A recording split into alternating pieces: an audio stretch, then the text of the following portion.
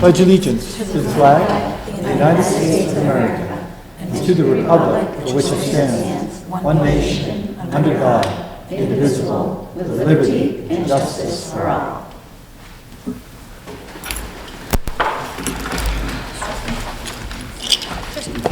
Welcome, everyone. I don't see any community members in the audience right now. And at this time, I would love to hear from Lilia, the student from the advisory committee. Hi, everyone. I have a few updates for you all. So all the athletic teams at the high school are doing well so far, with most for looking at postseason play. The golf team is undefeated currently, and they earned the title of league champions for the first time ever. Homecoming week was very successful, including the dance at the end of the week. The high school has just passed midway for term 1, and parent-teacher conferences took place last week, so that was very successful, and the parents had a lot of good feedback about that. Tomorrow morning there are 100 students at the high school taking the PSATs, and there have been various colleges that are coming throughout this month and next month to share with students about what it's like to be a student at that college. Okay. That's all I have. Thank you. Thank you. Yeah. Next up, Superintendent. Sure, I'm going to pass some of my time. I'll start with the principals this evening, and then I'd like to hear from the strategic plan, and then I'll bullet through because I'm the quickest, I think. But I think the strategic plan is extremely important, and I know that we wanted a 5-minute update just from the principals, and then we'll move right into the strategic plan 1. Is that all right with everybody? Yeah. Good. Mrs. Byrne, I'm going to start with you, and I will start at the Central Elementary School. Sure. I think you're going to have to sit next to me. Why don't you take my seat? Just got promoted. She hesitantly walked over. Thank you.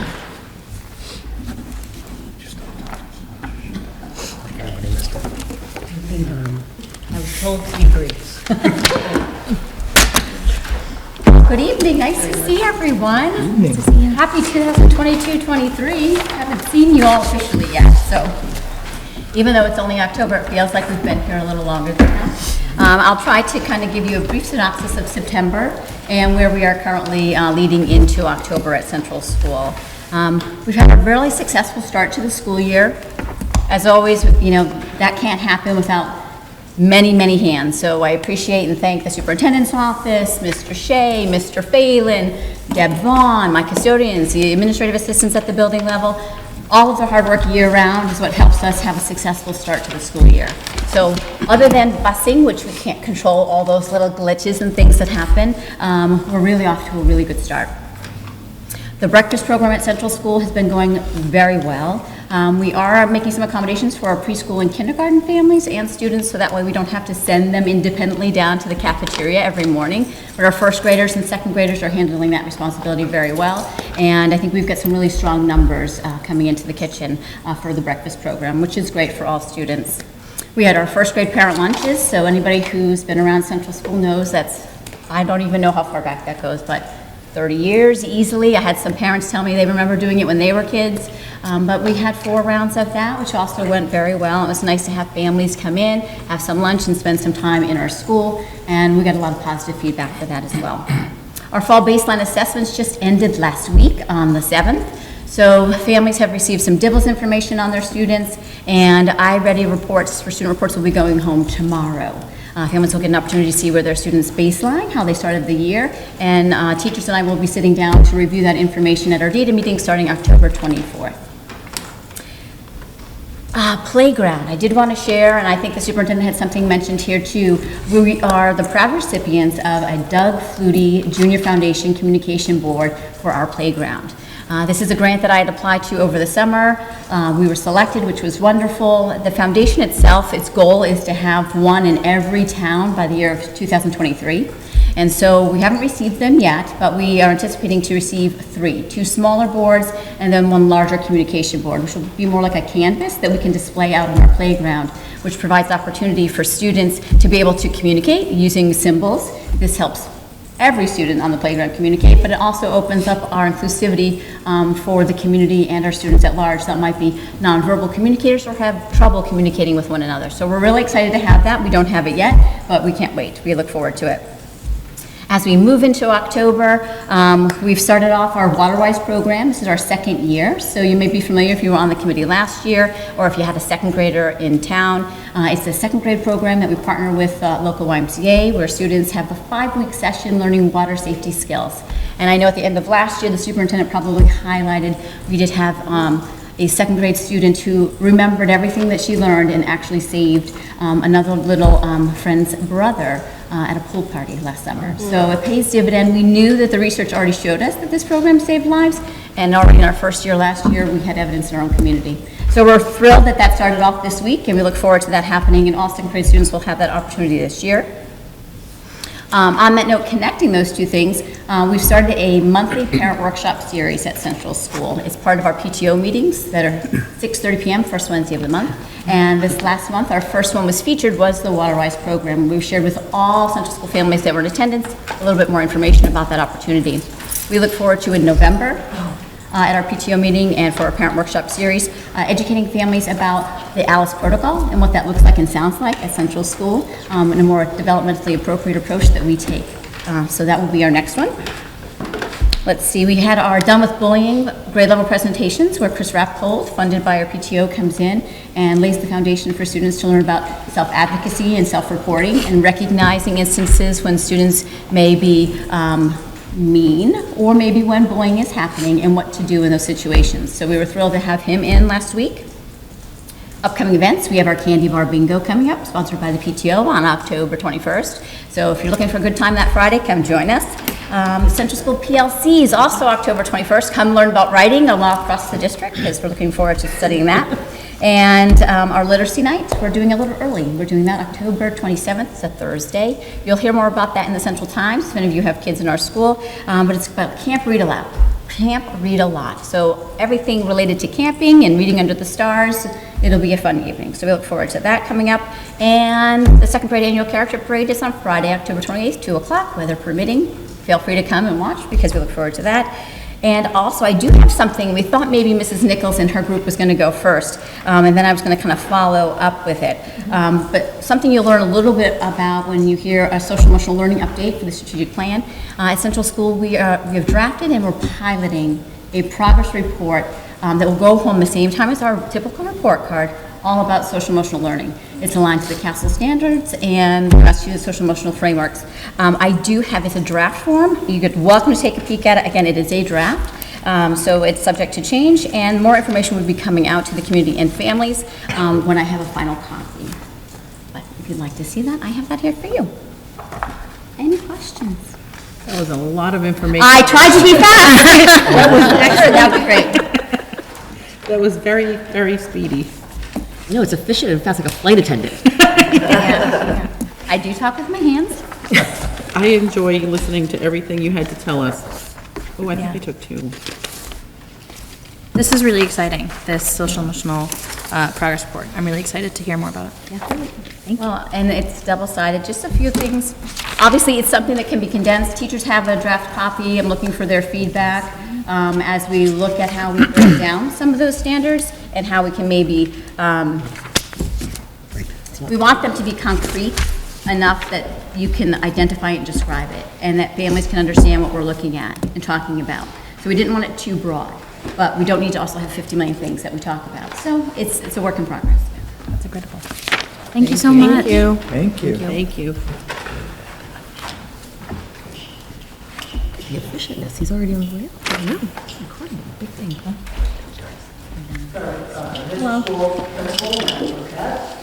Hello. Hi, good evening, everyone. Thanks for being here. Yeah, it's nice to be here. Thank you very much. So I will follow the lead of my colleague here and try to be brief, but to the point. As far as the start of the school year, I think our focus was just a little bit more subjective and a little less concrete. We spent the majority of our time establishing sort of 3 principles or 3 ideologies or philosophies that we really wanted to have in place to carry us through from the beginning of the school year and into the end. And those being a really strong, heavy focus on inclusivity and social emotional well-being. Of course, given it on the heels of COVID and the pandemic and whatnot, it becomes an absolute necessity to have that as a priority. And right off the bat, we took focus on that with all the way down to the student assemblies, where we got the kids together, every grade level, and really highlighting the importance of respecting themselves, respecting others, respecting the school. All of that sort of, that reciprocity of respect leading to really the formulation and the sustaining of really positive relationships within the school. Our ideology being that formulating those positive relationships and taking care of the social emotional aspects of the kids and the staff would really lead to optimizing our academics as best as possible. Having said that, the second piece was really a strong focus on superior instruction. So to that end, we spent a lot of time in September meeting with all of the specialized groups. We met with all the lead teachers, reiterating what is their role in superior instruction and building positive relationships. We met with the behavioral specialists, same focus there. Met with all the special education teachers, same focus there. So that the ideology, the philosophy, the practices would get the same message over and over and over again to all to the key players. And then sort of the third component, if superior instruction is the second, would be optimizing our curriculum and our assessment with a really heavy focus on optimizing reading, writing, and problem solving. And broken down quite simply is the focus on reading being informational texts and literature, writing being able to write in nonfiction prose, and stories and narratives themselves, and of course problem solving. So this idea, this focus on building positive relationships, inclusivity and social emotional well-being with a really heavy focus on superior instruction and what that looks like, what that means to everyone, so they're all on the same page, and then rounding it out with sort of this optimizing our curriculum and the role of assessments that we've just wrapped up as September itself has concluded. So not a thing is going to happen at the Mitchell School that's not going to pertain to any one of those three things. Every single day we live and breathe those three areas without fault and unwaveringly. So right now there's a real positive energy in the school with everybody. Students, staff. It's really a joy to get out of the car and look at the school, look at the building, and know you're walking inside there and you're a part of it. It's palpable, the positivity that's permeating in the school right now. It's actually fun. It's fun to learn, and I'm watching it sort of unfold as September has concluded and we're moving into October. So I can't say enough good things. I know I'm on a time limit, so I will use it right there. Do you have any questions? I think just a comment. I just want to say that your presence has been recognized, and my ears hear a lot with the kids, and you coming in has just been, I think, celebrated, and I think it's amazing. I think communication is fantastic, and the kids talk about the building relationships. The kids talk about you in a good way. And they know who their principal is, and they're talking about it in a way that they like it. So I just wanted to comment that. I appreciate that, and taking all the cues and the keys from administration. It started with our district goals, and I know the principals share the same points of focus. We're trying to create the same climate in every one of the schools. So I have to thank them first and foremost. But really, it's been enjoyable, and I think I said this before. I've never felt more welcomed. So that's half of it too. Really good people, Thank you. So Thanks so much. Great message, thank you. thank you.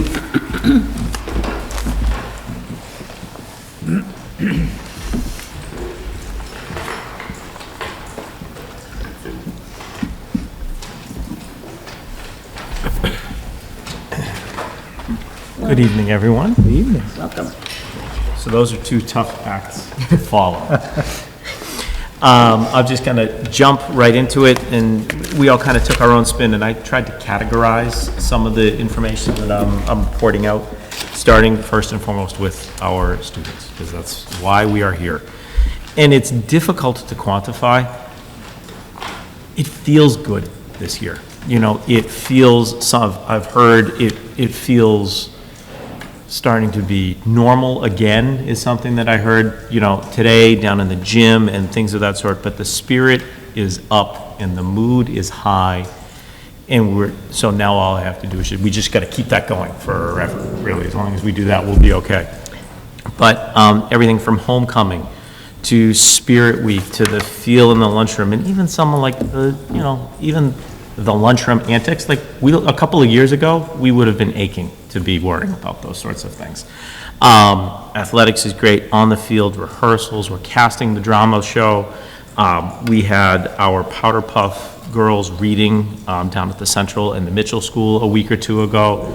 It was awesome across the board. In terms of our staff, the same thing that we talked about, we really focused with relationships between and among all of the stakeholder groups, from students to staff, staff to staff, to families and guardians at home, and really just trying to make that the focus. Today, as a matter, we did have a couple of resignations over the summer that were unanticipated, and today we filled the last one, so that was a nice little cherry on the top there. But throughout all of that, everyone was incredibly collaborative, responsive. The staff were looking out for one another, going far above and beyond, hey, noticing a need, and not even like just jumping in and helping, and it was terrific to see. And we've got a really great group of new hires this year that are exciting. The kids are excited. Some of our electives have some new focus in them, and you can feel the buzz. Getting down to some of the nitty gritty though, some of the initiatives and some of the instruction, we've brought iReady up to the 7th and 8th grade this year. So again, letters are going to be going home to 7th and 8th grade parents. And the focus of that in a good way is to identify not only some of the learning gaps, and everybody knows that those are there, that those exist, and that's something that we need to work on, but also helping to develop a MyPath that allows for those gaps to be addressed in a way that doesn't feel like it's something new being put on the overloaded plates of our staff already. They're going to be measured 3 times over the course of this year, and that feeds into a genuine focus on data. And that's something that we are really pushing at the school level. Everything from teacher SMART goals, but using data to drive instruction forward, not just having it to have it and have it sit in a binder or in a digital warehouse or anything of that sort. Our course offerings are being broadened this year, affording more students more opportunities to take different courses. We're going to be looking at even less restrictive prerequisites for the 2023-2024 school year, but I don't want to steal my own thunder when I'm talking about the program of studies in a few months, so we'll wait on that one.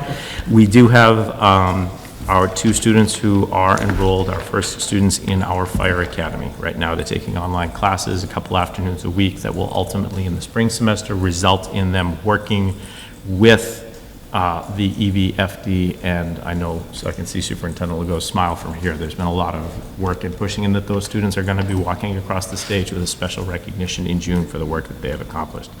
You can see some of the artwork behind you. That's from our sociology course, which is being taught by a professor from Massasoit Community College. He comes in here and works with 23, I think it is. 21, oh, excuse me, 21 seniors, and he's in here every Monday, Wednesday, Friday, and that's a lot of fun too. We're looking to expand that and have 2 courses running here in the springtime. In terms of some of the bigger things, our NEASC work continues. I will be coming back. We're gathering a draft of a report, kind of exists in rough shape right now. Not rough shape, but you know what I mean, it's not polished yet. The report is due and is on schedule to be submitted in early February. But included in there, probably the thing that is most exciting that's happening right now is there is a real organic grassroots push from our staff around standards-based grading. And I can't get into it because I could talk about it for hours, and I know I'm on a time limit too. But we're taking the work that teachers are already doing on standards-based grading, which is focusing on learning for learning's sake and recognizing when students can grow and how they can improve, as opposed to how do I turn an 88 into a 90? You know, those types of questions. And we're pairing that with the work that has already been done for Vision of a Graduate as we look at authentic learning rubrics that are being designed to be aligned both horizontally and vertically throughout, and are pairing the 2 of them together so that 2 different groups of staff are actually working on the same project because there's no greater way to kill momentum than to have somebody spin their wheels for a year or two and then have it not recognized. And when the two groups realized that the work is overlapping, it's fun, again, to see the excitement that's coming over actual authentic conversations about how we can teach and help students learn even more effectively. Looking at it. So a little bit to come on that one. Any questions? Thank you. Sure. Oh, I forgot to mention, we're also very excited, you'll be hearing a little bit more later around an 8th grade trip proposal to Washington DC that we also think is going to bring back that feel of excitement and validity. So, thank you. Thank you. Thank you. Thank you.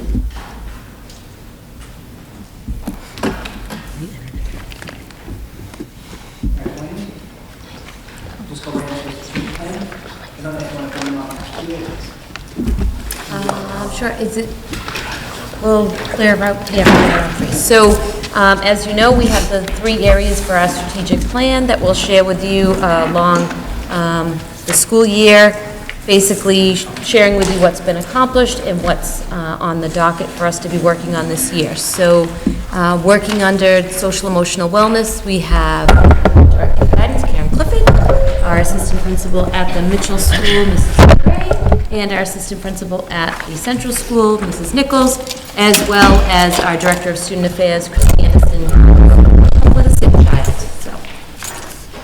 Did you want to say? No. Look at right here. You want to be in the direct spotlight? You know me.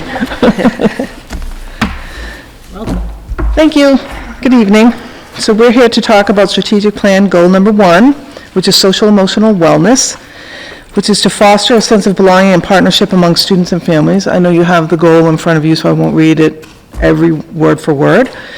But we all want to say as a team that social emotional wellness has long been a priority in the East Bridgewater Public School District. As we enter year 1 of this new strategic plan, this team would like to thank all stakeholders and the superintendent for making social emotional wellness the number 1 goal in our district moving forward.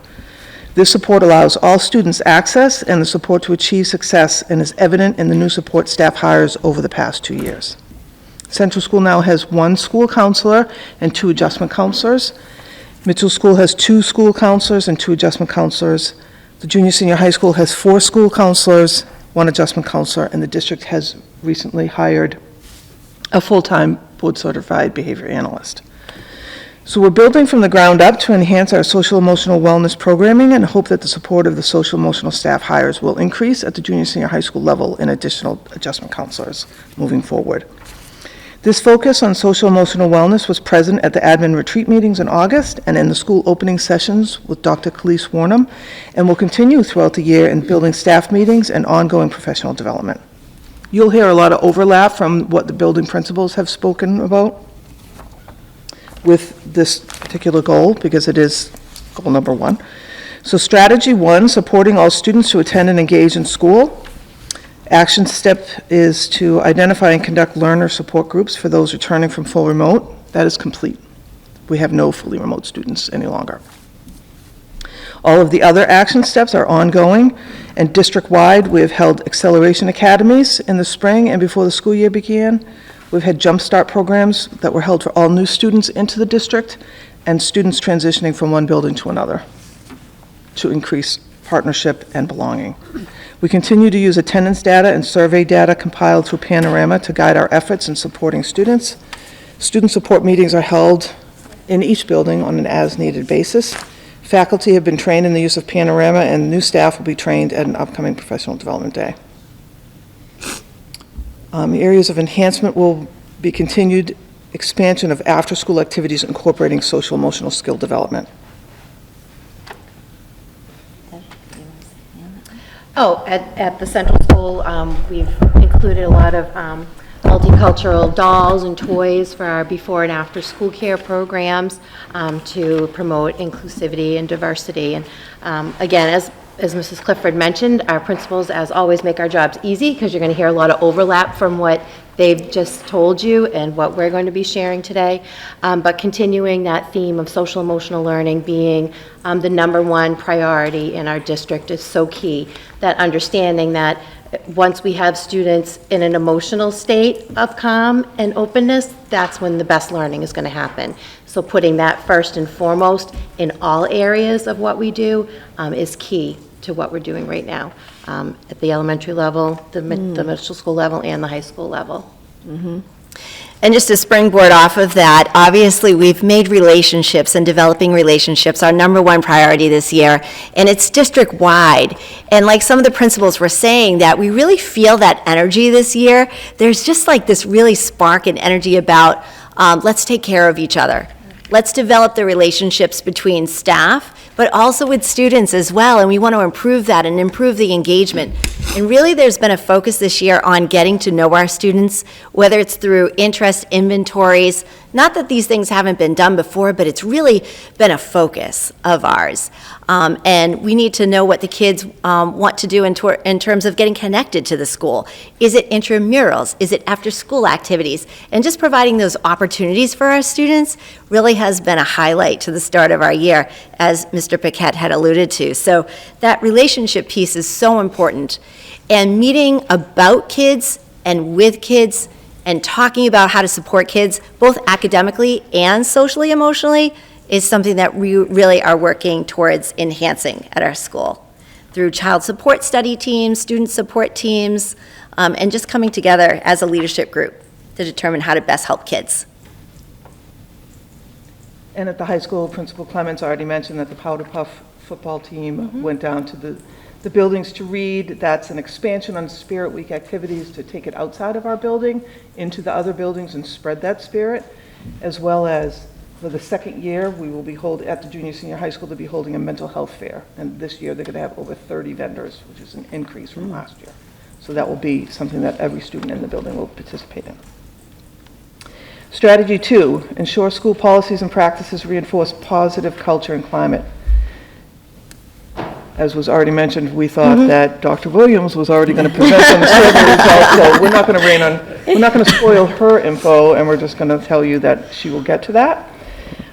Student feedback was collected in the spring and was used by faculty members to develop their SMART goals for this year, and that process will be ongoing. Safety care initial certifications and recertifications are ongoing. For the majority of the staff have been done. An informal overview of de-escalation strategies was conducted for all ISAs, and it will continue to be ongoing, and was enhanced this year to include special area teachers during the September 23rd PD Day. Strategy 3 is to ensure school policies effectively affirm students and their diverse identities. District-wide, all materials are translated for families in their native languages to the Parent Square platform. Universal policies to encompass and identify practices that promote diversity, equity, and inclusion. Hopefully the policies that you will hear read for the first time later tonight will reflect these practices. Our keynote speaker, Dr. Warner, will meet regularly with the East Bridgewater Public School Task Force on Race to continue our efforts in this area, beginning with the November 8th Professional Development Day. One of the things that we're doing at the Central School, our special area teachers this year, as part of their SMART goal, they're collaborating to put together a multicultural performance, similar to what they did last year at the end of second grade, but a little bit different because the performance will be here at the high school, and it'll be all second grade classrooms performing at one time. But each of the special area teachers, they've chosen 4 countries to study. Library and Media will be doing, the students will be putting together a PowerPoint presentation about the countries. In physical education, our new physical education teacher, Mr. Ross, is teaching our students games from each of the different countries that they'll be participating in during gym class. In music, Miss Lane is teaching the second grade classrooms songs in the native tongue. So they'll be singing and performing in the languages of the classroom, of the countries that they're learning about. Mrs. Amaral in Health will be conducting food, from the health perspective, and they'll be able to try some new foods and learn about different cultures through the lens of eating, which is always super fun. And let's see, who else is there? Art. Miss Wilson is featuring an artist from each culture, and the special area teachers are collaborating with bulletin boards around the school about all the things that the students are learning from those countries. So in May, I believe it's going to be the end of May or the beginning of June, there will be a performance. There'll be artwork hanging up. There'll also be a slideshow in the background of all the things that the students are doing. So it's a great collaboration between all of our special area teachers, culminating in a fantastic performance.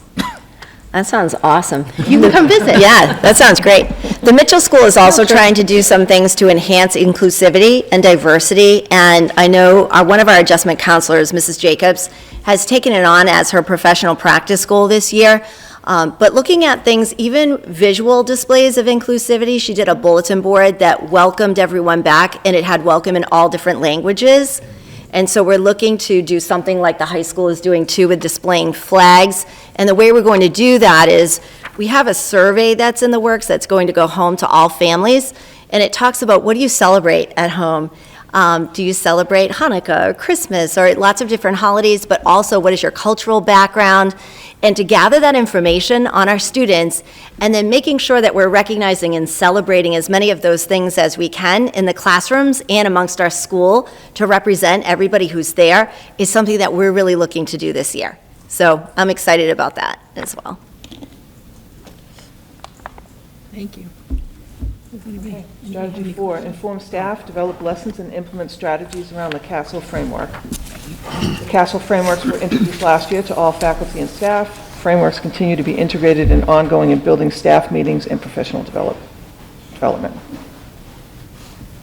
And Mrs. Byrne had mentioned our report card, so that will be really wonderful to get up and running, and at the end of the year, we will get feedback from families and teachers regarding how we can continue to make improvements to that progress form.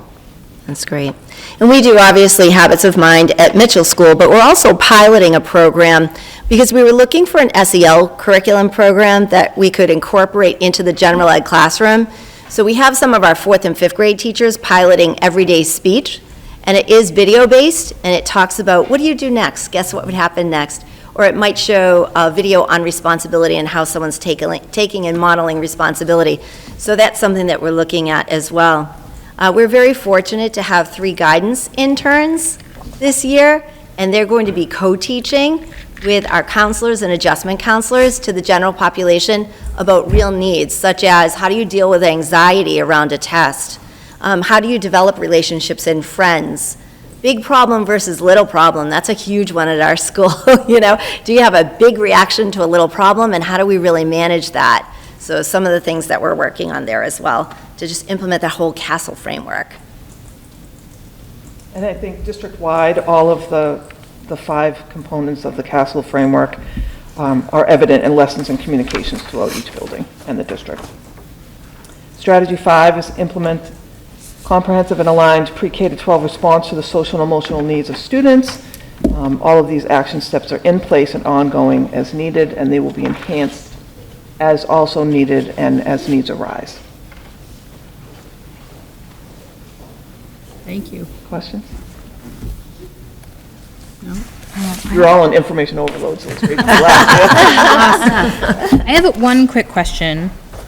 I'm sorry, I tried to scribble, there was too much, so I don't know where this was, or if this is across the district, but I heard about student feedback, helping teachers develop their SMART goals.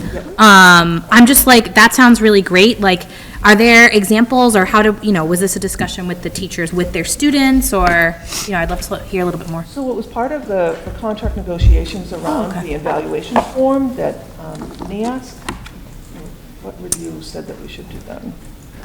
No, so we negotiated the new education evaluation system, and there was always self-assessment that needed to be in there. So in this last, I think it had been at least 10 years, right, since the evaluation had been reviewed. Updated, yeah. And so with this round, we asked that there be student feedback as part of the process, and then using that student feedback to develop their goals. So within the, we call it the blue book, because all the tabs are in there, but within there are some sample survey questions for them to ask. At the younger levels, it's more of a conversation that they have with students, and then grades 3 and up, it's survey information that they give to students. And then when they have their goal-setting meetings with their building principals, it talks about, okay, what from your self-assessment, what from your student feedback has now led you to developing this as your professional practice goal or this as your student learning goal. That's great. Thank you. Thank you. Thank you. Okay. Thank you so much. Thank you. Thank you. Thanks, ladies. Thanks. Yeah, so I'll just jump on the tail end of that, because certainly our student success survey fits right in line with this goal of our strategic plan. Looking for student input and having students be part of the conversation. So you have in your packet what will be, what has been shared with staff, and after this evening will be shared with parents. So we looked at the survey as a district, but then we broke it down by school buildings so that they could have conversations at the school buildings to see where students felt were strengths and where there were areas of needed improvement. This will also be shared with our student groups, our unity clubs, our student senate, because we want the feedback from students as to what are certain action steps that we can take that will increase those areas as strengths. So for those at home, we had 6 categories: rigorous expectations, school climate, sense of belonging, school safety, engagement, and teacher-student relationship, which really everything speaks to relationships. And I think that's why you've heard in all of the conversations that the principals have shared with us tonight, as well as our strategic plan. When we have solid relationships, that's when all of those other things are satisfied. That's when students become more engaged, they feel a sense of belonging, they feel safe, and they feel like they are truly a part of the system. So our number 1 goal is to have 100% of the students participating in the survey. The results were a little low at the junior senior level, so we need to be a little bit more deliberate in making that time and making sure it's prioritized for all students to participate in the survey. But then as you look through the survey results, you know, we certainly want to make sure we're challenging students. We want to make sure that students know that we care about them, not only their academic abilities, but we care about them as individuals. So getting to know them better beyond their academic abilities, and having them represented, you know, not only within their classrooms, but having them represented around the school. So as they walk through the hallways, as they walk through the school buildings, they see themselves represented throughout the school. And then both the physical and emotional safety. So those are the big areas, but certainly once we have more targeted conversations with staff and we bring students into the conversation, parents through our school councils will be developing action steps that we can put into place, because we'll be doing this survey again in the spring, and certainly we want to see those increases. Excuse me, Ms. Williams. Yeah. Is this the first year we did this? So we have done surveys, but this is the first year of this survey that will continue Great. going forward. We do need to do some adjustments at the central school, because certainly we couldn't give the survey in the same format where students were completing it individually. I think we shared with you in the spring that we had one-to-one facilitation. With the questions that were asked, we wanted to keep it concise so that we didn't lose the students throughout the survey. So we really didn't have enough questions in each of the topic areas. So it made a skewed result in, do you remember, Kate, off the top of your head, which one it was? The categorization of sense of belonging, we broke it down to 12 questions, 2 per domain. So that's kind of where you get 2 shots. And our sense of, do you feel like you belong here, was a higher score, but then there was a question that asked, do you think there are students that look and think and act like you in your school, basically, is the question. And you've got basically a third, because talking with the adjustment counselors who facilitated that, and they didn't want to give them too much. They wanted to, let's see what the students said from ages 3 to 8. But basically, the responses were, well, I'm not a twin, there's nobody like me, or I'm one of a kind, I'm special, no. And others thinking like, yeah, I connect with somebody else, we're a lot alike. Yeah. So I guess the only thing I said, I paused, I put a little asterisk on that, whether or not that's a cue to sense of belonging, or if that's part of our work of students understanding identity and self and really trying to understand that, because we did a lot of work with that with our social justice standards and the domain of identity last year, as we continue to do that this year too. So that question, I guess whether we categorize it differently or we look at it from a different lens, or maybe find a better question if we think it truly taps into belonging. Not to say we have areas to improve, right? I mean, that's the reality for everybody, but I just don't know if that question, the way we analyzed it, it was giving us what we wanted. Right. Right, because it really spoke to, do students see themselves reflected within their school? And to Mrs. Burns' point, they looked at that as a negative if everybody was the same or everybody was just like them. So maybe reworking the questions for central school a little bit, or adding a couple more questions so that we don't have a 50-50 chance. But with the other two buildings, those were the questions that we had, and we'll go forward with those same questions so that we're comparing the same questions from year to year. We were just saying it's kind of okay, though, that they, that's how they saw their environment. It's not it didn't answer the question. Right. But it's not a bad thing. But it's kind of nice to hear, like, okay, that's great. Right. But at the same time, I get what we're trying to. But it shows the innocence of Yeah. when you're younger and you aren't as affected by the outside stuff, how you see different is great instead of different is other. And it just shows that. So it still gives so much great information. Just can't quantify it in a survey. Right, and we work so hard to normalize differences. Yeah. Like, Right. That's our work. So that's working. Like, of course we're all different. Like, that's, yeah, We all have in common, we're different. Yeah. that's funny. So a letter will be shared with families as well as the results. And then, like I said, we'll administer again in the spring and look at the comparisons. Thank you.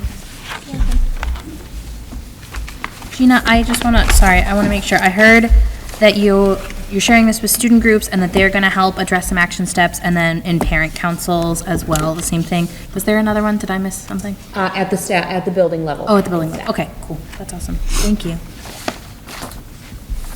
This is, I know I was like the person who was like, we're just aggregating this right, and I'm sorry, it's my like professional background, but I know how much of a lift this can be. I mean, even just talking about how to do this one-on-one with our littlest students, and just really appreciate the effort for this, and like disaggregating these data in this way. I'm really hoping that all these groups will see this as really meaningful and powerful, so thank you. Thank you. Next up, I would really love, I think I know what everybody wants to hear from, Mrs. Dias. Yes, I was Mrs. gonna. Dias, could you Well, come up, because please? She's patiently waiting. And Mr. Clements, right? I know, first one in. Do I get a seat at the table? Two seats.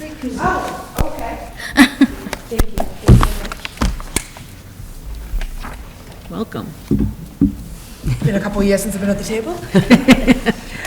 Hello, everybody. Welcome, new faces. Jennifer Dias, longtime veteran social studies teacher at the junior, senior high school.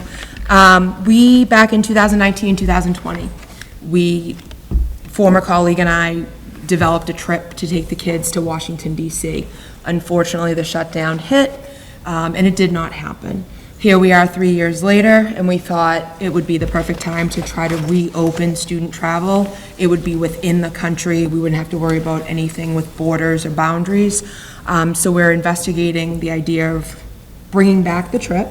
It would be with the same company that we reached out to the first time. It's called Grand Classroom. Grand Classroom has done trips with us before, specifically the man Greg. He could not unfortunately be here tonight. He did say he was sorry for that. But he's worked with another teacher, Mrs. Kruger. They went to the Grand Canyon. They did a California trip. They were supposed to go to Costa Rica, but unfortunately because of the shutdown, that didn't happen as well. But basically, it's just, we want to try to revamp and get this done 3 years later. The company has been around for over 20 years. We would leave on a Monday morning, June 5th, and come back late evening, Thursday, June 8th. The times are adjustable based on what we need and see based on traffic patterns. But everything is all inclusive. It's $975. It has been a price increase in the past 3 years, but it's fully inclusive. It's the dinners, it's the admissions to whatever museums or places we go. There's a dinner dance option in there or a baseball option. There's a little bit of UDL in there. When we go to the Smithsonian, they can pair the groups into interest levels. We're trying to make it cross-curricular. We had a request by 8th grade teacher, Mrs. Ronayne, to get the Holocaust Museum in there.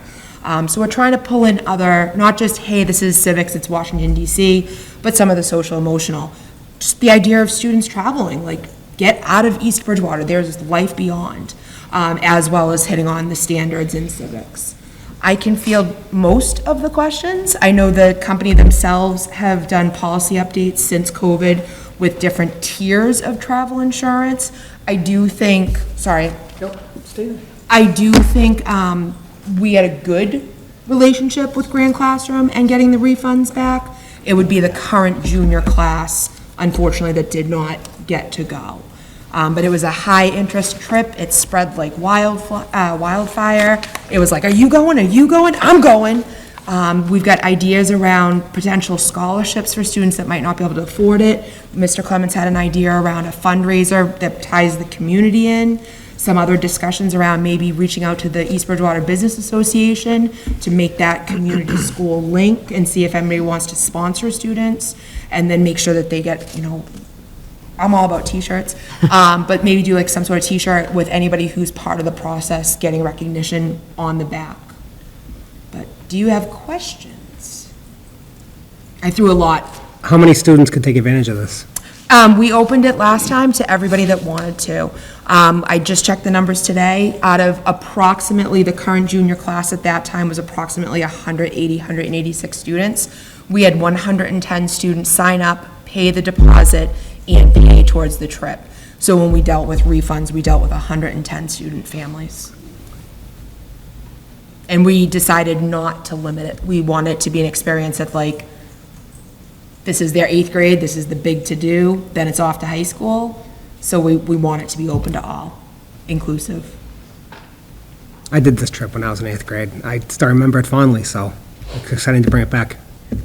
I think when we did the research, it hadn't been done since the late 90s, early 2000s. Sounds about right. So we were excited. We were excited. Yes, I'm old. I'm glad to see it's back. Guys, I sent you those questions today. Foster, if you wanted to. Well, a couple of them were already answered, and that's fine. I know the one thing that I think there, so the 975, that doesn't change depending on how many students register. That's They don't use a sliding scale. Other companies will use sliding scales. The smaller number, bigger price, right. You move up. It's, once we say yes, we lock ourselves in, we're locked in at 975. Whether we, and I'm not saying I don't think this would happen, if we take 25 students or we take everybody. Right. It's 975. The price increase over the past 3 years has been reflective of inflation, fuel costs, different standards with drivers and driving time and covering salaries for the driving time. Price of food, hotels, all have gone up. Yep, absolutely. I love the idea of including the community, giving folks more opportunities to get involved with our schools is awesome. And I think you mentioned this, and I apologize, but this is the same company we were working with in COVID, and I think we got full refunds, right? Or no? The only thing, it was basically full. The only thing we didn't get back is there's always a $99 non-refundable deposit. Right.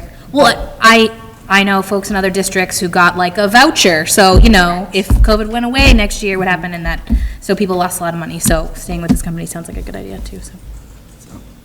One other question that I just thought of just now, chaperones. That was my School? Yes. Chaperones would be in school. At that point in the year, I'm one of the senior class advisors, graduation will literally have just happened.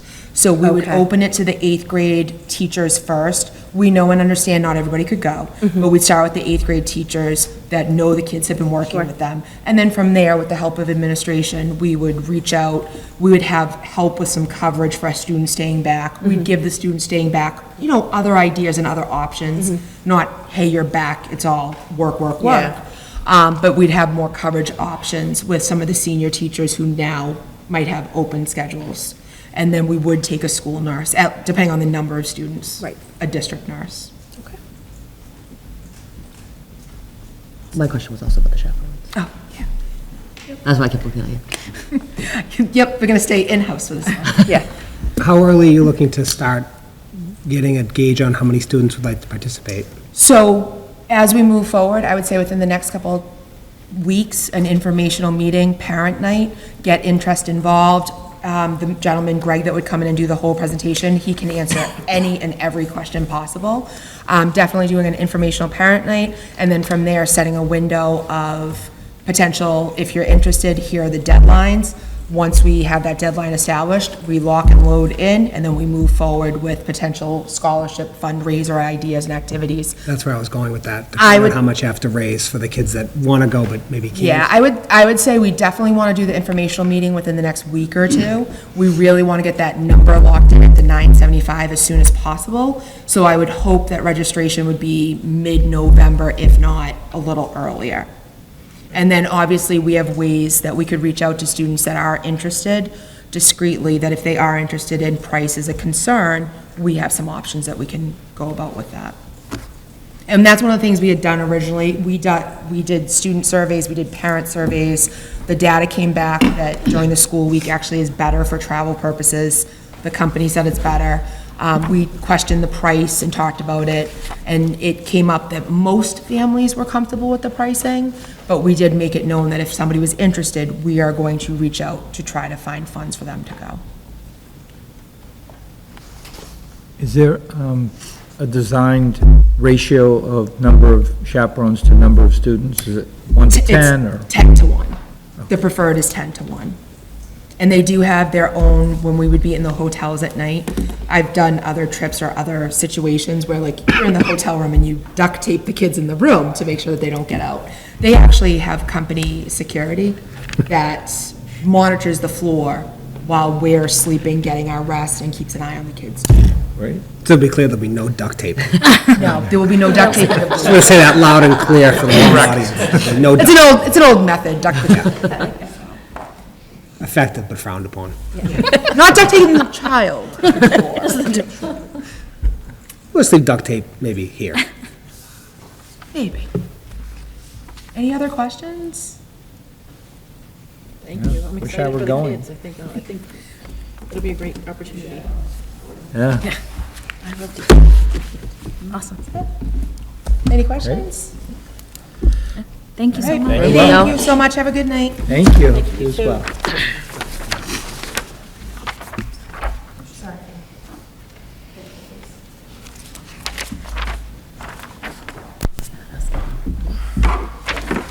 So, for sake of clarity, we don't have to approve that. Do we have to, Proof. because there's no vote on the, No, I think tonight was information, then we'll put it up for a vote. Agenda, it gives you time to think about it. Tonight was just the request to ask. Okay. but if they want to have the informational night, It's still an informational night, and then okay. by the time I think she'll get it around, you have a meeting on October 25th, Okay, in 2 weeks. yeah, okay. I think that's what, you're fine. I think that's why the request came in. You need a chance to discuss it. And then I think when she comes back, she'll be able to, or Mr. Clements will come back on the 25th that night when it's as an action item, and you can ask them how many people came in. We have 115 kids. We have these fundraising opportunities. We've already spoken to the Business Association of East Bridgewater, and they give us more information. You're up, Superintendent's corner. So does that mean so Mrs. Dias can go forward Yeah, with... right, that's what we're Okay. clarifying Right, here. that's so she can move forward with the planning and then, For the information to go out, and then right. on October 25th, when you take your vote, she could have her information next week, come back to you and say, I've got all of this information for you, more information, you take your vote that night, then she sends out a message to all the parents and say, the trip's a go. There will be another meeting November 15th.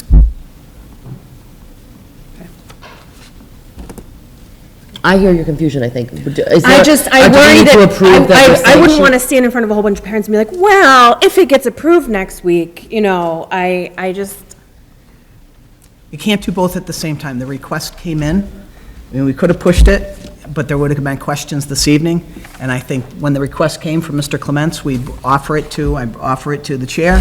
I say, this request came in, they'd like to go to Washington DC. We had COVID over the past, I'm asking for permission to allow them to take a travel trip. At that point, Mrs. Dias we'd start talking about this over the summer, like, let's try it again. This is the first time we could get on the agenda. We give you the information, you mull it over for a week, she goes out and says, we have... that's all Yeah. fine, I just feel bad that, Well, I mean, looking at your faces right now and hearing your conversation, I would think that our community would know that you're probably in favor of a trip. And I think that if Greg comes in, we've met with him before, he's been up here, he can give more of the information to our families, and then at that point, we make that decision. I think we want to get back to normal as quickly as possible. You can't do, it's like doing these, bringing items to you, you have to have some time to have information and to be able to have that question. So, that's why we did it that way. Am I correct, Ellen? I mean, I bring it to you, you're the chair, you do the agenda, so. If we were to do a hypothetical poll, well, that gets Yeah. even more confusing. it's on our agenda. So if someone were to make a motion, even though there's no action item, it's on our agenda, we're talking about it, we're discussing it, someone could make a motion, and we could vote on it tonight.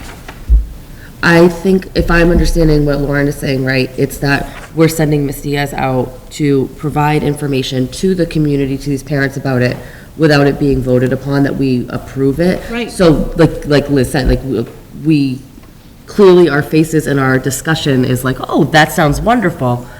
It's just not formal. Right. Right? So, just to make, I think if I'm understanding you right, where I'm coming from is wanting to make sure we have Mrs. Diaz's back.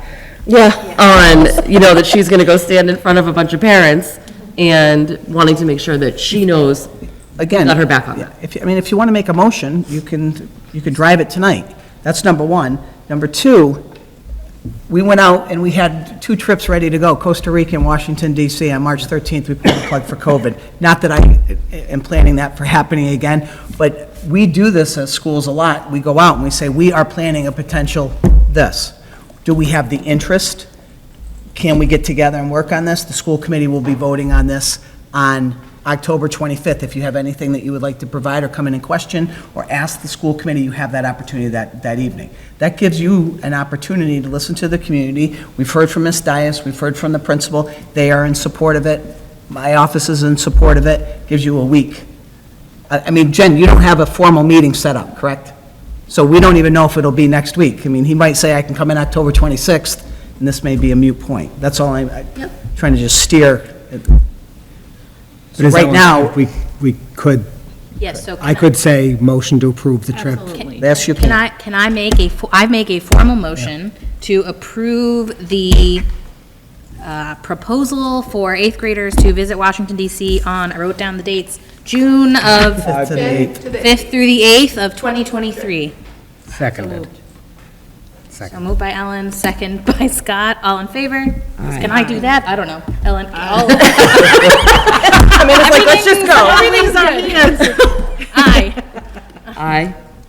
Aye. Motion approved. Unanimous. Sloppy but unanimous. Much appreciated. Thank you. Go get them. Yeah. Thank you. I would only add, I would love to hear, as in any trip outside our community, I'd love to hear after the fact. If you have a couple of students come and just kind of share with us what they learned, that would be great.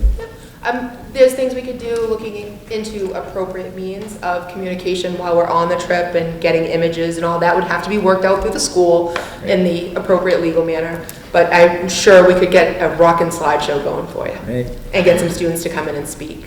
Super. There could be like a live broadcast at a meeting. Yes. We'll let them go. Coming to you live from Washington DC, East Bridgewater Class of 2027. Thank you. Thanks, Jen. Heard a lot of information tonight. I'm really glad that they came up. When you sit back and you listen to what we do at the district level, and it goes down to our schools and the people that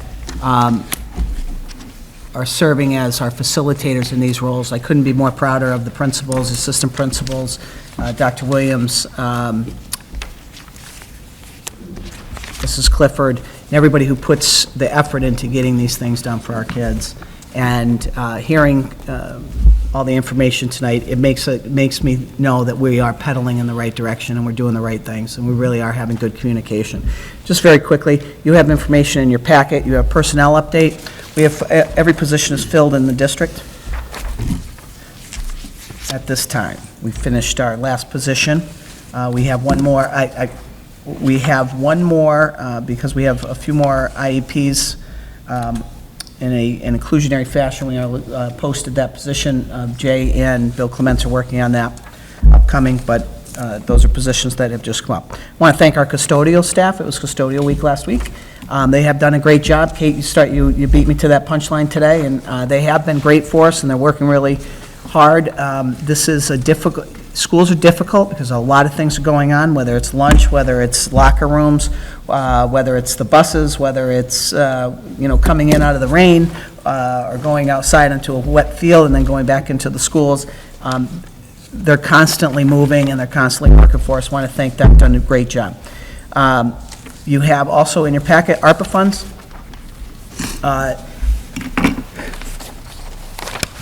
Gordon, prior to getting back on the school committee, was our ARPA representative for the school district. John and I had worked on this. We then, if you watch some of the rules and regs and the protocols and policies out of Plymouth County, that's where we received our ESSER funds monies through Plymouth County, and the ARPA fund comes through Plymouth County. John and I have met several times with the town, and what we can use ARPA funds for and what we cannot use ARPA funds for. We also have had meetings with everybody involved in the town, the DPW, the fire, and the police, what they're asking for, what we're asking for. There's approximately $4.2 million in funds that are going to the town, and how that is allocated and what we ask for and how we put our requests in goes through the ARPA committee, and then we'll go on to Plymouth County and how they allocate that money back to the district, back to the town. We asked for $300,000 extra in personnel on top of our 24 and 25 school budget. We're looking for more adjustment counts, looking for more hands-on student help, and that's what ARPA funds were there for. More teachers, more certified staff to support the vision and the mission of the district. The door for the Gordon W. Mitchell School. If you look at both those doors and the entryways at the Mitchell School, this is a safety issue. We've been talking about this for a while, just like we talked about the driveway over at the Central School. If you remember, over the summer, we widened the front entry driveway at the Central School. You could never get a police or fire vehicle, safety vehicle through there during drop-off and dismissal. So we opened that up in case of an emergency. Before they'd have to get through, we tried to be moving cars, they'd have to go on the grass, which we didn't mind them on the grass in an emergency, but they should be closer to the building, they should have access, they should be able to move. The same thing with the Gordon W. Mitchell School doors. We have two entryways at the Mitchell School, one that locates in front of the main office, and to the right is the auditorium. The other entrance into that, to the school, is in front of the guidance suite, and to the left is the cafeteria. Both large areas, both containing many students. If you look at those entryways, it was built with safety in mind to have those brick columns that are there so that a car could not ram into those areas. They would get stopped prior to getting through there. Well, we know that now that not everybody drives into a building with a truck. We do know that people have used a weapon to get through. Those are all glass doors. We are looking at a safety door or those metal doors with the windows, the slit windows, just so you can see through. We also house before and after care at the Mitchell School. I think a year ago, John, or a year and a half ago, we put in an extra buzzer system on that door so you could pick up your children there, because what was happening is we were leaving those doors open at night, and people were getting into the building and just walking down to pick up their child. So that was our first part of safety. We do know that the governor is releasing money for safety. I think it's $225 million. Is it 225? Yeah, About 200 million? about 200 million. But 200 million. We have been continuing, John and I both get emails on all the time from legislation, from the Mass Superintendent Association. Once those grants come out, most schools, almost every school, will be allocated some type of funding for safety. If we get that from safety, then we'll certainly look at these doors and some window opportunities and other doorways in the district, and we'll, instead of going through ARPA, we would go with that grant that comes out. However, we do want to have all of our schools protected.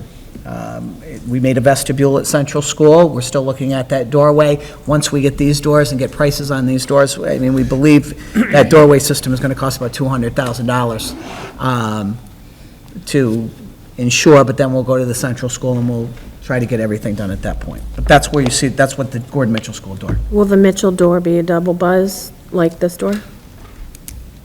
Like you buzz it, like you buzzed in, Yeah. and then you're in, but then you still can't get to We're the still second looking at set? that right now Okay. and where we would get that, but we do have, we would probably put a camera there. Yep. We have a yep, yep. camera out at the outside door. You have to Because get the a- office is in Yeah, there. and then the vestibule doors, those second doors, the second set of doors are usually unlocked. Right. Yeah. Yeah. So those would be locked, and then we would have someone there. We have talked about putting a security guard at all three buildings, or all the other two buildings besides this. I mean, everybody thinks it's just, big kids accept big people. But that's not, we all know that that's not the truth. That if somebody wants to cause havoc and do something like this to a school, we've known that they've gone into elementary schools or middle schools.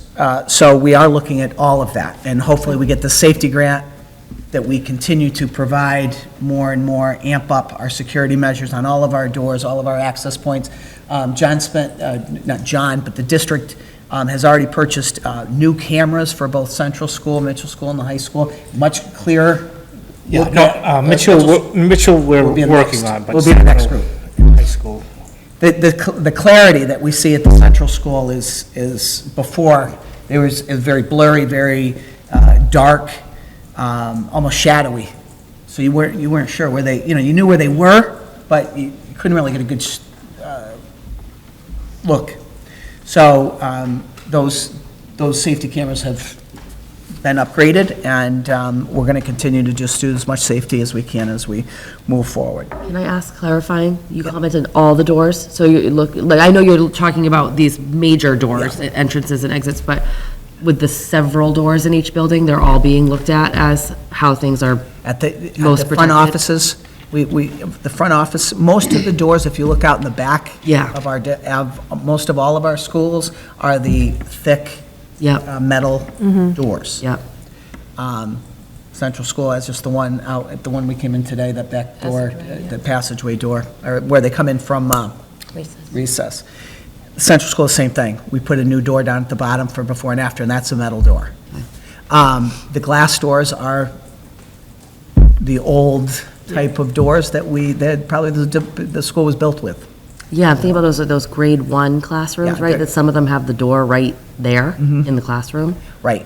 And we will continue to look at those doors and to see, Yeah. those big wooden oak doors are nice, but we certainly would like metal, and we certainly don't want, anybody to be able to get in. Yeah. So we are continuing to upgrade and look at those. Even in the mods, we have, it's a metal door at the end of the mod, and going into the mod on the other side too. So those are our, I think somebody used the word tiniest students. Our youngest children are in the mod, Littlest Vikings. our littlest Vikings.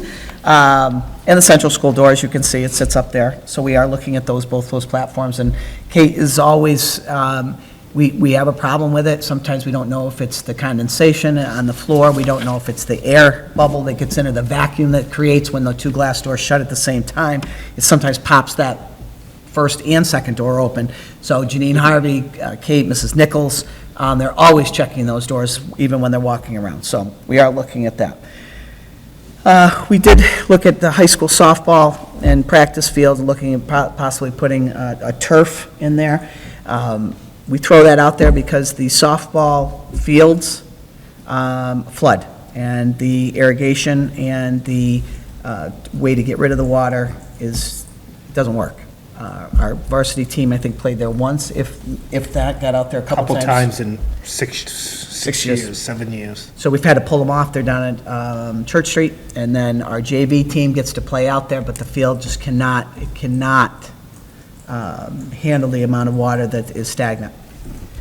We've actually had to turn off our sprinkler system at times because it fills up with water, and we don't need the sprinklers out there. So so that's on here, but I'm going to get to that in a second because I have some other information for you.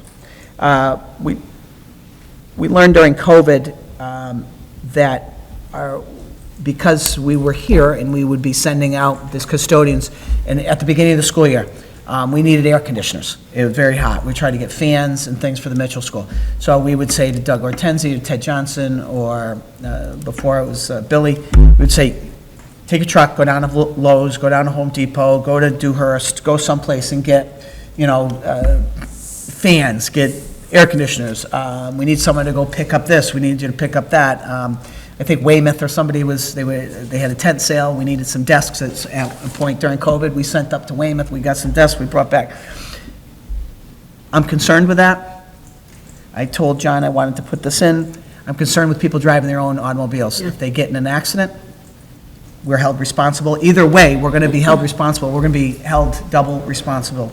They shouldn't be driving their own trucks. They should be driving a school-issued vehicle, town-issued vehicle when they are here on the property and going out for us for school department functions.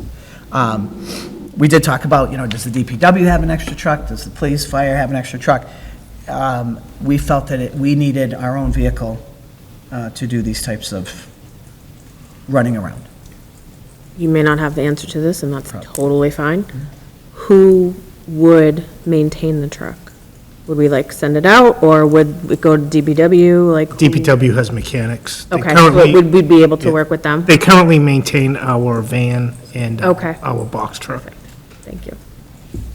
The marquees at Central and Gordon W. Mitchell School. We have two marquees here at the high school. This has been a pet peeve of mine. I feel you need to know what's going on at our schools. We found that during the hurricane last year, that big rainstorm that we had, we were the only people at one point in town that had power, these three schools in this area. Why we had it, the people still don't know, but we had it. If we had marquees up, we could have been helping the town relay messages to the town, especially when we started our bus routes a couple of times. We went down a street, I think Lauren Foster called in, one of the streets was blocked with a tree. They didn't know about it. Lauren had called me, I called John and our school resource officer. They didn't even know about it. They went down there, we got that. So, and we also have great things going on at all of our buildings, not just the junior, senior high school. It's nice to know that there's a sporting event, that there's a concert, or that there's the play, but Central School has a lot going on, especially with the PTO activities going on. They have a lot of open house nights. They have just a lot going on down there. Or, reminder, book club is tomorrow, reminder, because again, as we heard from ages 3 through 8, I don't have a twin. So, but I'm pretty great this way. So sometimes maybe a little bit of help to parents. Reminder, book fair tomorrow. Reminder, extra 50 cents for peanut butter cookies. Just kidding. We don't do peanut butter cookies.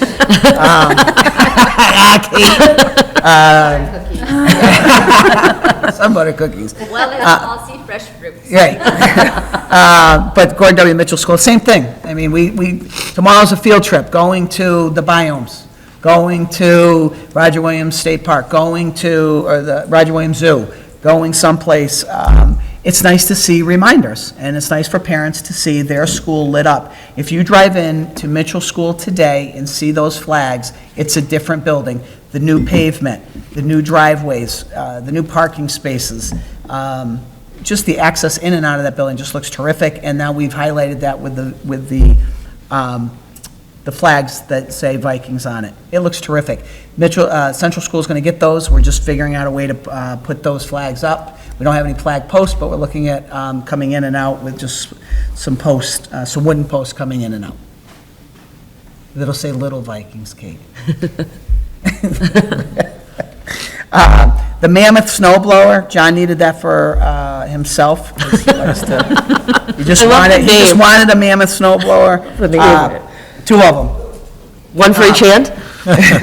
Our guys come in at, there are times we know that the snowstorm will be done by 4 o'clock in the morning. We need them here between, 2:30 and 3. DPW's out doing the roads for us because we got buses going out. If I call a 2-hour delay, we can still have school. It doesn't push our calendar. It doesn't do those things. So the guys do a great job, but they've got to get in here. We don't have the adequate equipment for them to clean it up as quickly as the DPW could or has and can while they're out plowing and chopping trees down and working with the fire department when they're clearing roads and this and that. So those are on that ARPA. High school. We had 6 slip and falls last year. Yikes. Staff, students, parents, just flash freezing. These will really help us keep the sidewalks. We need more ice melt. Do they fit in the four-wheel drive truck? They'll just be driven, you'll see them. Yeah, drive around. Mammoth. You won't miss them. Mammoth, yeah. High school baseball field netting, a foul line on the right side, lots of balls go over into the field next door, which is right to the farm area. Into the field, into the parking lot. Into the parking lot, broken windows down in back of us here. That was something that we wanted to do. And then Central School's inclusive playground.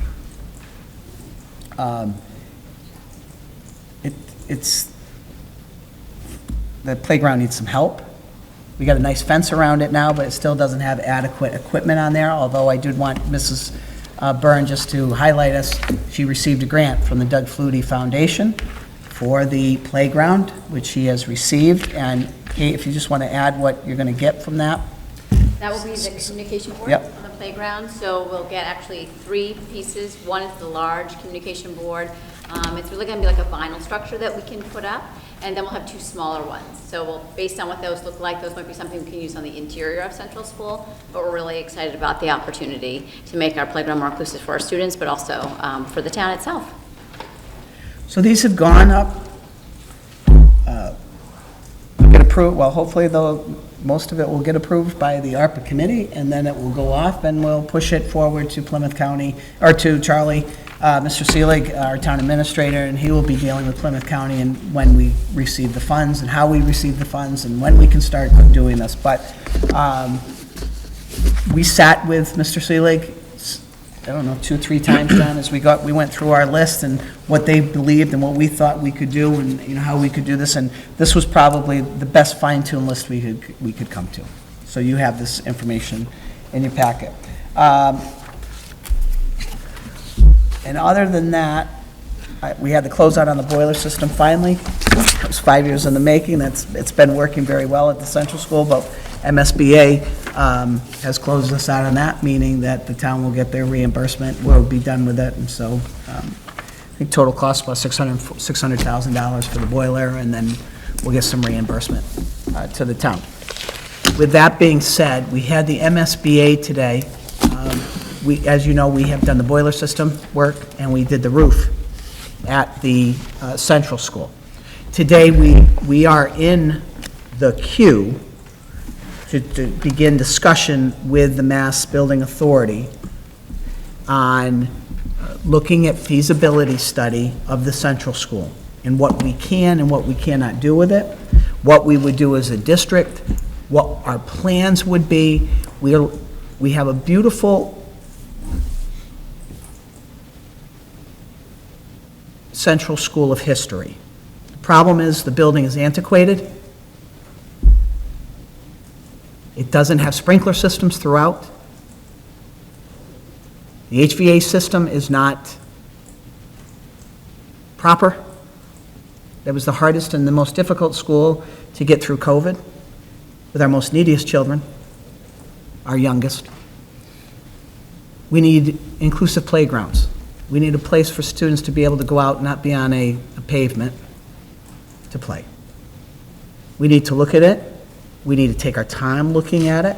We need to get a building committee together to say, what are we looking for? What do we need? What does this building look like?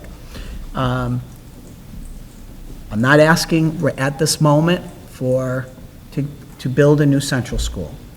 We do know that it has good bones. We do know that we put $1 million into a boiler system.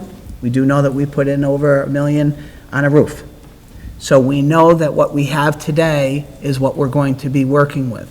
What the district decides to do is up to us as a school committee and as a town, and creating a building committee and what is best for the children of East Bridgewater, the school district of East Bridgewater, and of course the town. With the increased mobility of Route 18, the increase in housing of 240 houses, 240, I don't know what they call it. Units. 40B. No apartments in the townhouse. Townhouses. And then another, is it the west end of town? Another 70 units being built. So there's a lot of building going on. They also are talking about this train station over here, bringing in activity and bringing people, being able to live here and take the train out and back in and this and that. So there's a lot of building going on, a lot of infrastructure around East Bridgewater. We're a wonderful community. We have a wonderful school district. We have wonderful people. So people do want to live here. So we need to make sure that we have the schools to do it. There were no discussions today of how much anything costs. There were no discussions of, this, we want a new building, we want, a $190 million thing, we want a $500 million building. There was no discussion at that. What it was is the town, the DPW coordinator, director, our facilities director, Mr. Seelig was in the meeting, Dr. Williams was there, Ms. Byrne was there, John Shea was there, and actually the CEO of MSBA had come. Probably for two reasons. Number one is they were at Brockton today. However, they want to see where we're at because we've already put in some money into the central school. So this is just the beginning stages to talk. Any type of building project or whatever it is, I mean, we can do a boiler in a year. We can do a roof in, 3-4 months, or, a quick summertime work. You can't build a school in a year. We're looking at, 3 years of planning and 3 years of building and making sure that we can fund this. And we want to be thoughtful, because what people are seeing now, especially even in our building here at the junior senior high school, did we build it big enough? Does it have all the things that we need? Are the fields located where we want them? I mean, we've learned a lot. I was not here during the building, but I think we've learned a lot through some of the things we've had to even do here. We know that, LED lighting, we know that we want maybe more windows for lighting that can help, and solar and this. So those were just discussions. And so when I said, we want $1 million for turf fields, that may come part of that renovation work in 5 years. However, if we can start some of that work and make sure that we can get our softball teams to be able to play, or make sure that we can have football going on, or lacrosse here and field hockey there, or soccer here and lacrosse out there, or field hockey, and have it in one venue, that would be terrific. And if we could get our kids at the central school, our pre-K 1 and 2, out onto a field where they could play and run and jump and not get skinned knees, and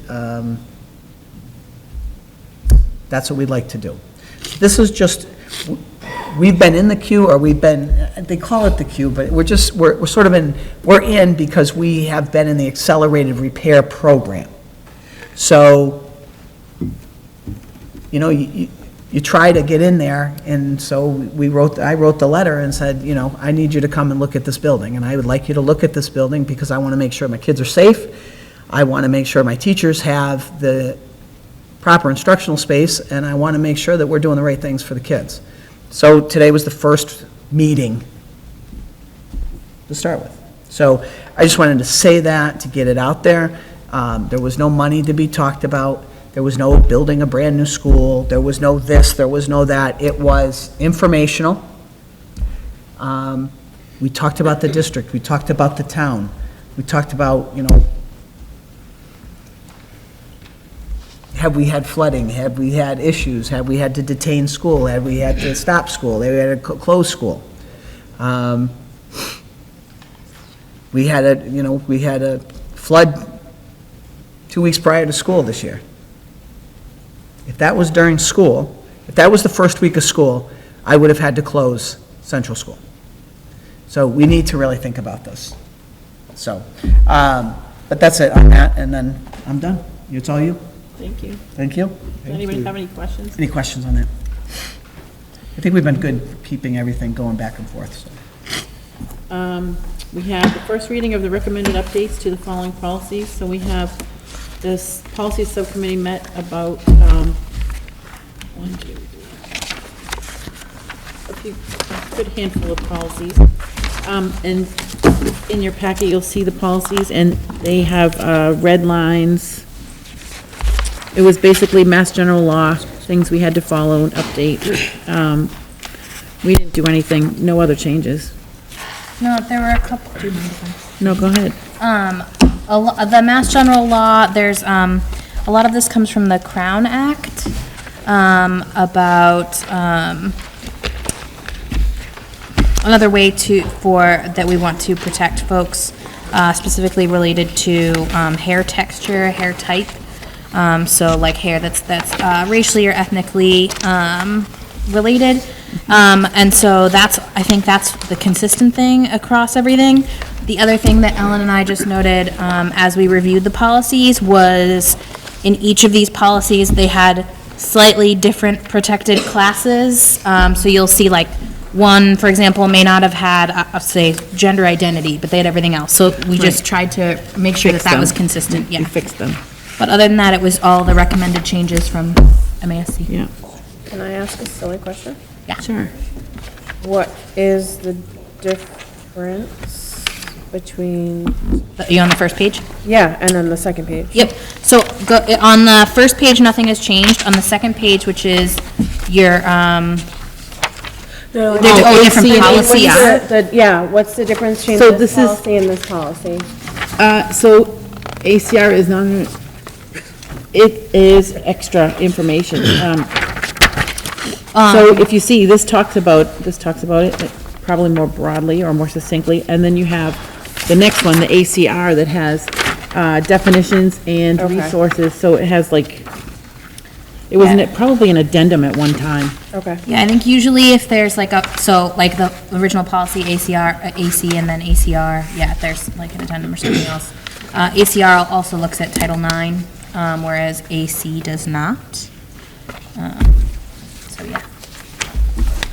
So, I have a question too. So, looking at the first one, or the second one, there's the asterisk that said race to include traits historically associated with race, et cetera, et cetera.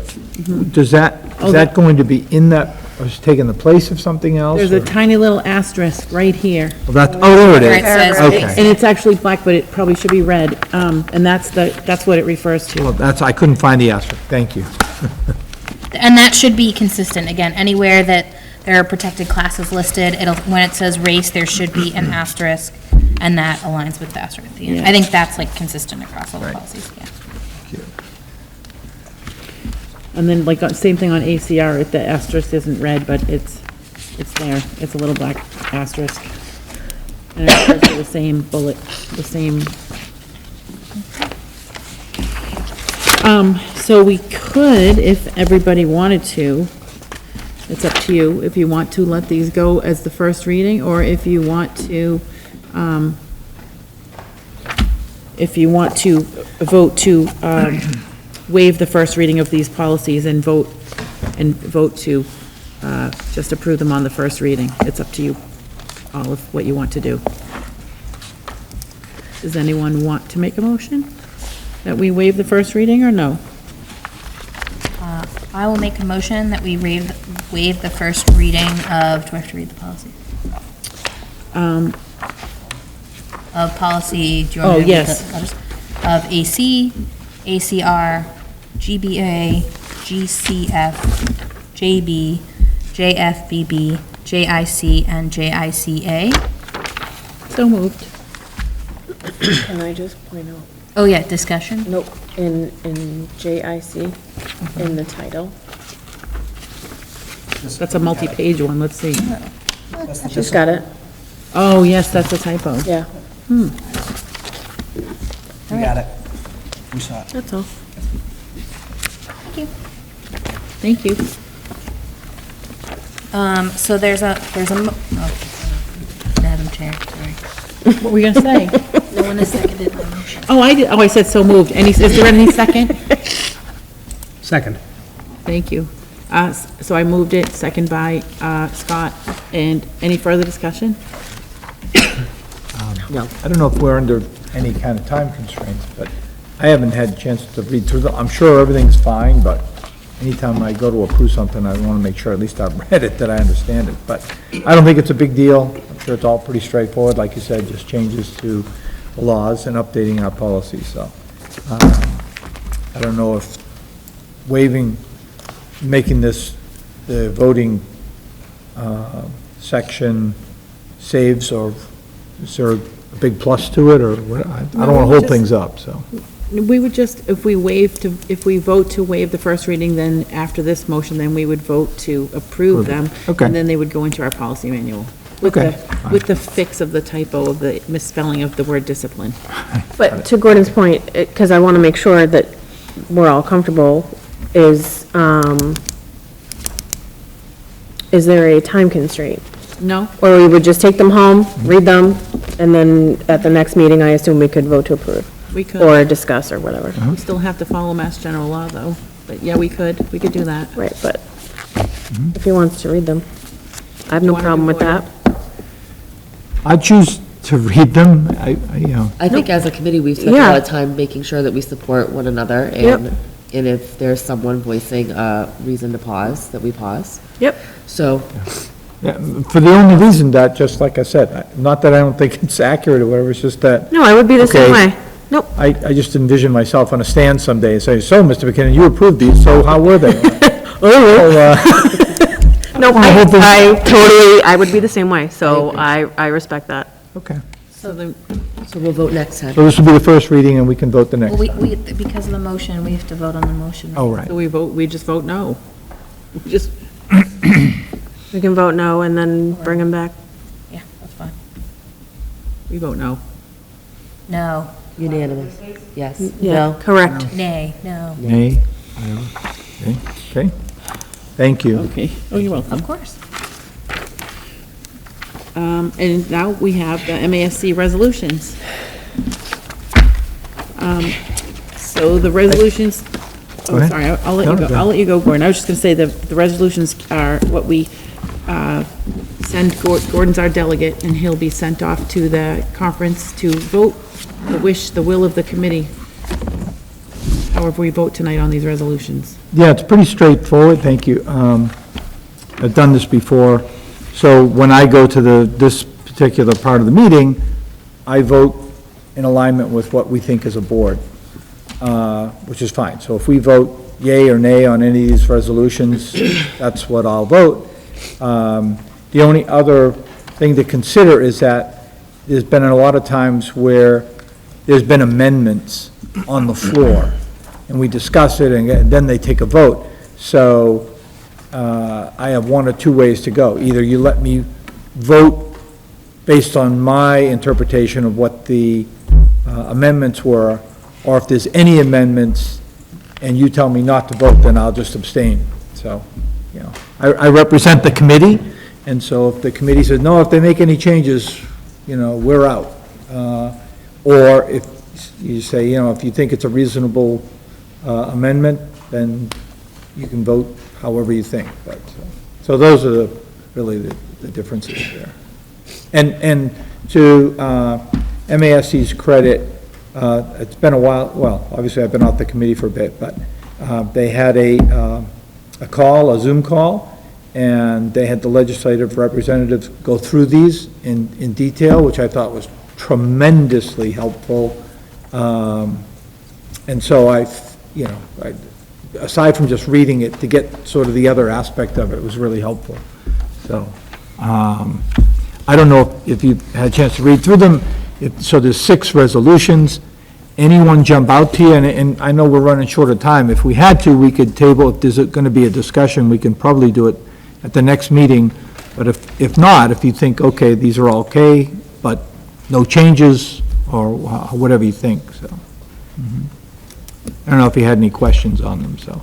And when I don't know if you, forgive me if you've done this before, but it's the key is the paragraph that's always labeled, therefore be it resolved. That's the one that's they're proposing. And the whereas is kind of give you the background. And then they also give you that rationale where appropriate, so. I don't know if does anybody have any questions on them. Was there anything of note that you heard from the legislator at all, or is it pretty much? Well, it was our representative to the legislator, so it wasn't actually an elected official on the legislation side. Right. But this fellow, very informed and very eloquent when it comes to talking about this stuff. And really the only discussions that came up, the points of issue were, well, some committees think, well, some of these aren't really in our purview. Why are we, proposing these? And the best answer that I heard was that our approach is we care about students before, during, and after graduation, and the whole environment that everybody lives in, and it makes sense for us to support these resolutions from that perspective. So that's why there were some committees that said, no, we can't vote on this. This doesn't have anything to do with us, so. Well, one other thing too is when we have Day on the Hill in April or May, whenever they have it, these are the things when they, we get the little index cards and we take them to Day on the Hill and we go and we advocate for our students.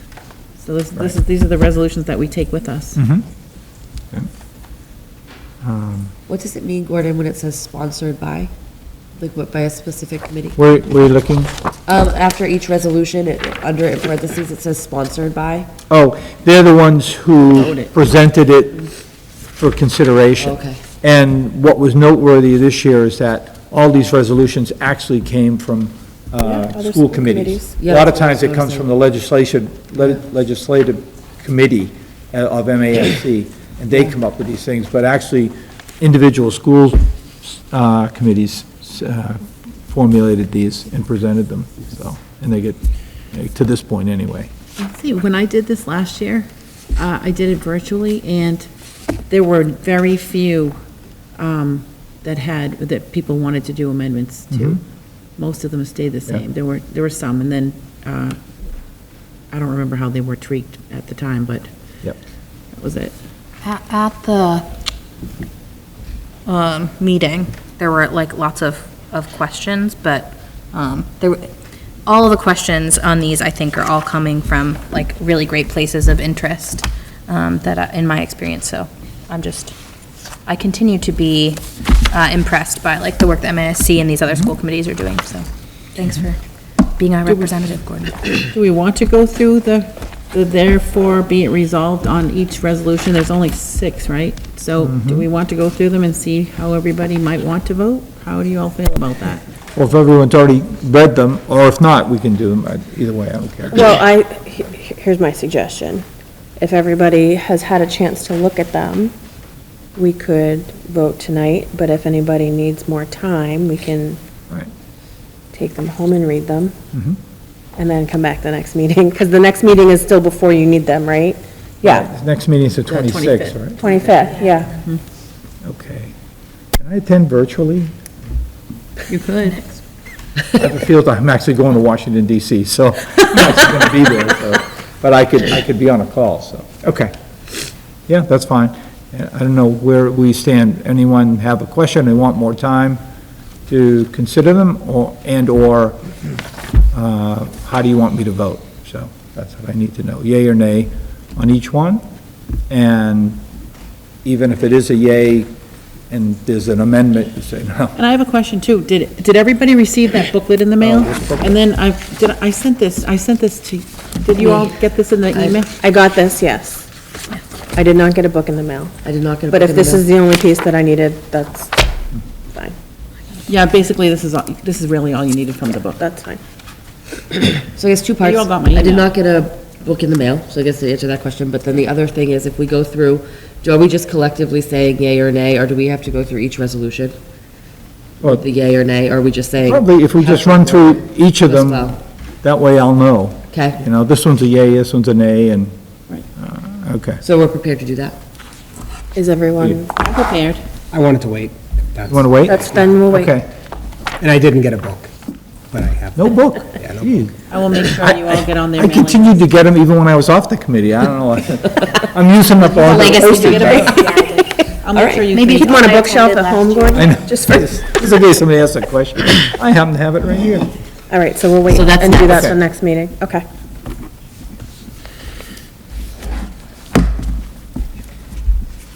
Thank you.